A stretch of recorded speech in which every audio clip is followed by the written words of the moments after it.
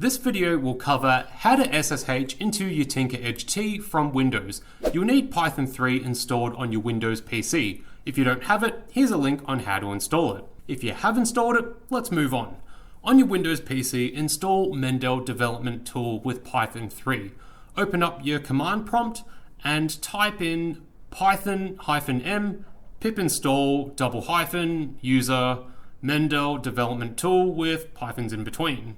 If you get this error, mdt.exe is not in path, all you have to do is add it to your environment variables. So we'll go to Start menu, type in environment, open the Systems Variables page, click Environment Variables, and add that path to the User Variables and System Variables.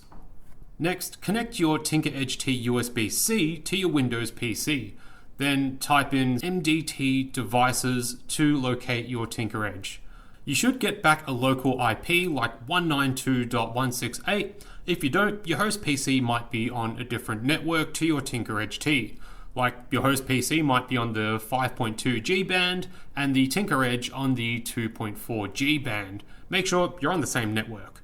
Then type in mdt shell and ta-da! You should be in the Tinker Edge T. If it didn't work, just double check that you're on the same network as your Windows PC.